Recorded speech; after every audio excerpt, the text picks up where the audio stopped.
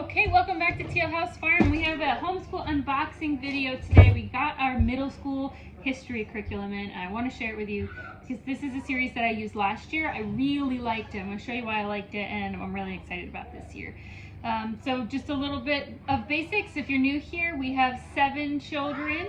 Our oldest 2 are in middle school this year. We homeschool. That's 5 children this year that will be needing to do homeschool lessons, 2 that are still really little that don't really worry about other than, seeing songs, learning ABCs. And one of the biggest challenges I've had in my homeschool journey is finding good curriculum as the kids get older, especially for history and for science. Finally found a history curriculum that I like, and so let's open up the box.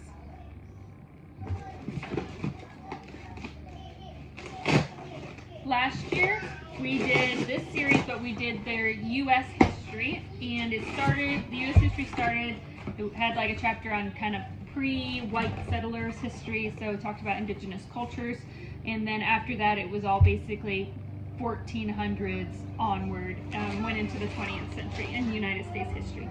This year we are doing world history. This series has a bunch of different topics, so you don't have to do world history or U.S. history.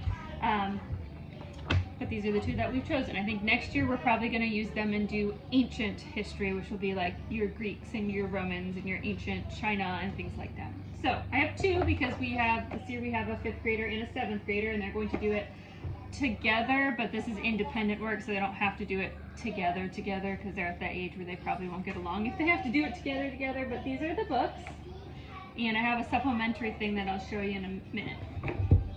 The series is short lessons in and then whatever the topic is, and there's a couple reasons I really like these books. One, they aren't super expensive. I think these were $30 each.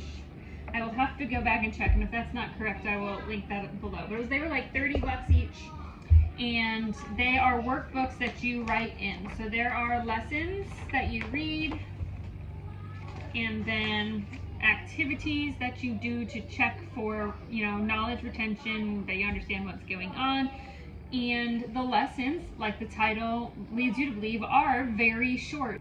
We do 1 lesson a week, and we split it into 2 parts. Typically it's one day that's a lot of reading, and then one day that's a little bit of extra reading plus the activity.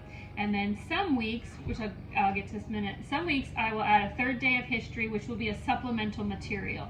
Now, the lessons in these books are very straightforward and short. So it's mostly factual information.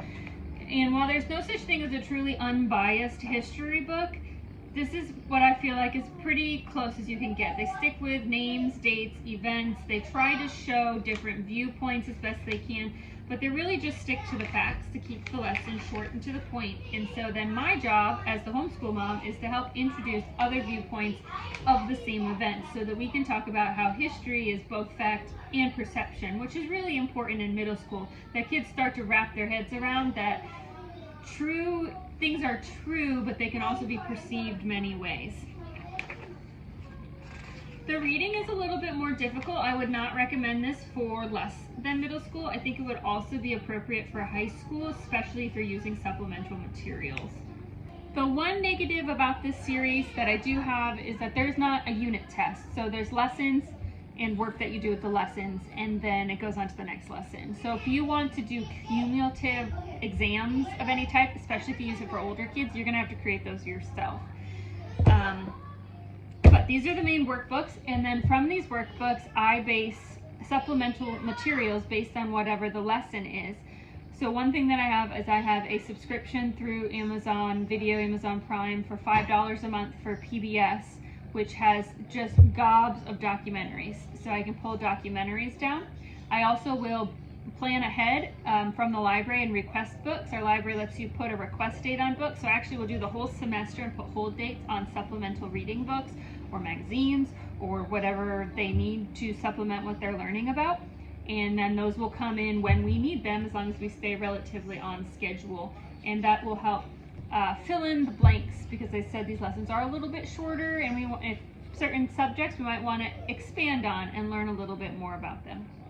This series starts off with really early cultures or ancient civilizations, but they get a very short chapter in here. And then it kind of just skips ahead and it seems to basically start Middle Ages, Renaissance, and kind of steamrolls into the early 2000s. So it is a brief overview, but you're going to get a general idea of world history so that you can know these events and be able to talk about important people.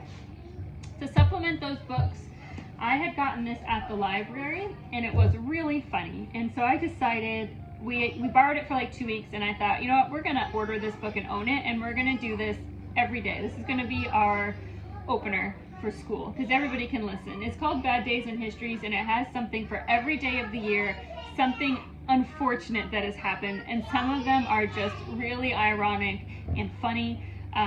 Again, we only borrowed it from the library for 2 weeks. There may be some in here that are not appropriate for younger ears, and we'll deal with that as it comes along.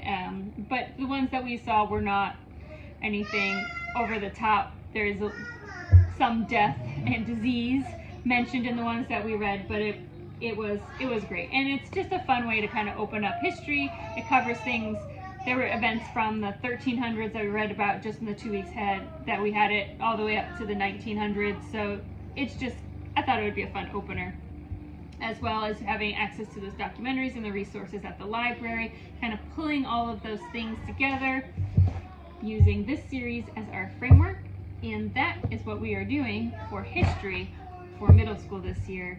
And I'm excited about it because my two girls really do enjoy history, and I think they're really going to enjoy using this series again, having a fun reading book for starting off school, plus, you know, the documentaries, hands-on websites, things from the library. It's going to be a well-rounded curriculum, hopefully, that they will enjoy using.